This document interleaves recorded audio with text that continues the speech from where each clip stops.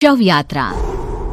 अमरपुर नाम के एक गांव में विमल हलवाई अपने 2 छोटे बच्चों और बीवी के साथ रहता है। विमल की पत्नी ज्योति भूत प्रेत जादू टोने में बहुत माना करती थी। इसका बिल्कुल विपरीत विमल इन चीजों को दकियानुसी माना करता था। रोज की तरह विमल अपने मिठाई की दुकान जाने के लिए निकलने की हड़बड़ी में होता है। मैं निकलता हूँ ज्योति, देरी हो जाएगी, दुकान भी खोलनी है मुझे। अजी ध्यान से, आज अमावस्या है। रास्ते में कोई कपड़ा या कुछ भी गिरा हो तो उसे लांग मत दीजिएगा, बगल से चले जाइएगा। अरे ऐसे तो तुम मुझे पागल ही कर दोगी क्या? हाँ, मैं नीचे देख कर चलूं कि सामने से कोई गाड़ी घोड़ा आकर मेरे ऊपर से चला जाए? दोनों हालत में तो मेरी ही मौत है। अरे क्यों सुबह सुबह इतनी अपसुगनी बातें कह रहे हो जी? मेरे गांव में तो ऐसा आंखों के सामने होता हुआ देखा है मैंने, इसीलिए कहती हूँ, वरना मुझे क्या, पड़ोसी को तो नहीं कहना चाहती मैं। पति हैं आप मेरे, इसलिए बोल रही हूँ। विमल अपनी मिठाई की दुकान चला जाता है। दुकान पर पहले से ही ग्राहकों की लंबी लाइन लगी हुई थी।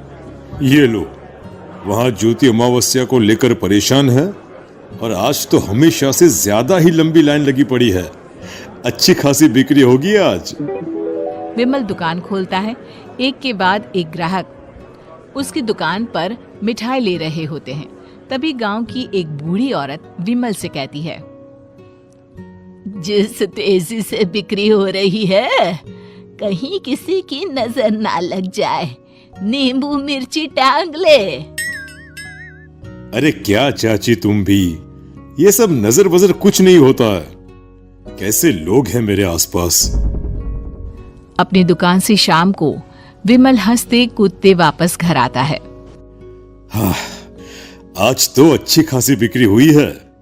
1 महीने में जितनी बिक्री होती है, एक ही दिन में आज उतने पैसे कमा लिए मैंने। ये तो बहुत अच्छा हुआ जी, आज ही घर की नजर उतारी है मैंने। बिक्री तो अच्छी होनी ही थी।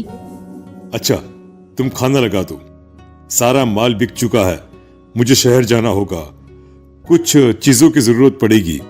रात भर मिठाई बनाऊंगा, तब जाकर कल सुबह दुकान खोल पाऊंगा। खाना खाकर विमल शहर जाने के लिए निकल पड़ता है। सुनिए जी, ध्यान से जाइएगा। चौरस्ते पर किसी जादू टोने की चीज पर पैर मत रख दीजिएगा।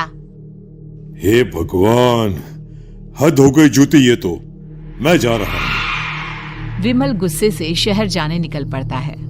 रात का काला घना अंधेरा, चांद की एक भी किरण ना होने के कारण अंधेरे में कुछ भी देख पाना मुश्किल था। जंगल के बीच के एक अधकच्चे रास्ते से विमल जा रहा होता है।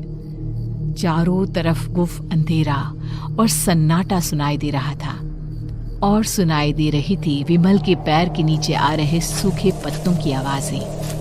तभी अचानक दूर से उसे कुछ आवाजें सुनाई देती है।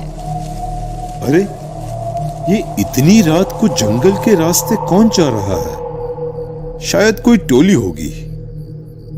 राम नाम सत्य है, राम नाम सत्य है, राम नाम सत्य है, राम नाम सत्य है। धीरे धीरे आवाज कुछ कुछ सुनाई पड़ती है।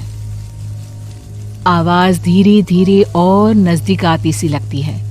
विमल देखता है कि उसके सामने से सजी धजी सफेद कपड़े में लिपटी एक अर्थी निकल रही है, जिसके साथ 5 लोग ही थे।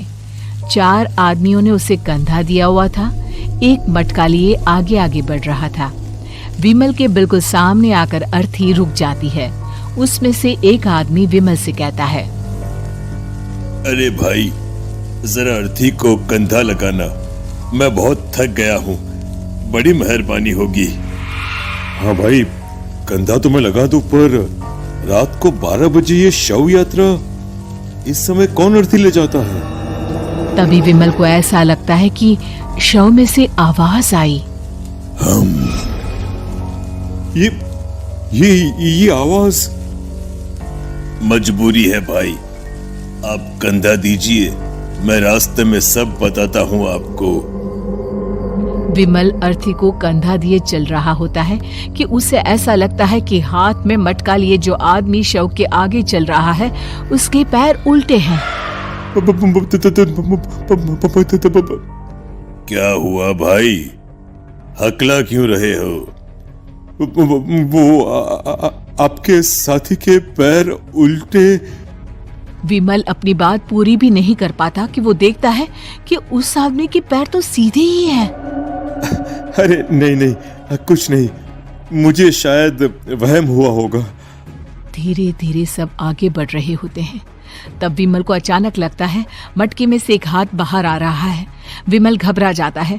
इसके पहले वो कुछ बोल पाता, कल्लू कहता है, मेरा नाम कल्लू है। हम 6 दोस्त थे, जिसमें से एक को तो तुम सोया हुआ देख रहे हो। इतनी पक्की दोस्ती थी कि जैसे हम सब सगे भाई हैं। पर किस्मत का कोई क्या कर सकता है। आज से 4 साल पहले एक नदी में हम सब नहाने गए थे, जिसमें डूबकर राजेश की मौत हो गई। किसी मजबूरी के कारण हमें उसकी अर्थी को रात को ही शमशान घाट ले जाना पड़ा। हम 5 उसे ले जा रहे थे। 4 साल पहले आप 5 में मैं कुछ समझा नहीं। मंकू अपनी गर्दन पीछे घुमाकर अपनी आंखें बड़ी बड़ी कर विमल से कहता है, अरे भाई, पूरी कहानी खत्म होने दो, फिर बीच में बोल लेना, ठीक है? तभी रास्ते में एक हादसे में अपने दोस्त के साथ हम सभी मर गए। वो सामने देखो, हमारा दोस्त। विमल सामने देखता है। उसे दिखता है कि एक ऐसा आदमी जिसका शरीर कई जन्मों से पानी के अंदर रहने के कारण सफेद पड़ गया है। उसकी आंखें बाहर की ओर निकली हुई थी। फिर ये अर्थी किसकी है? अर्थी के साथ के लोग अर्थी को नीचे रखते हुए एक साथ विमल की ओर देखते हुए कहते हैं, तुम खुद ही देख लो। विमल शव पर से सफेद कपड़ा हटाता है। शव की जगह खुद को ही देखकर विमल के होश उड़ जाते हैं। वो शव विमल की ही थी। पलक झपकते ही विमल उस अर्थी की जगह पर होता है। 6 के 6 दोस्त उसी तरह अर्थी को उठाकर चलने लग जाते हैं। राम नाम सत्य है। राम नाम सत्य है। राम नाम सत्य है।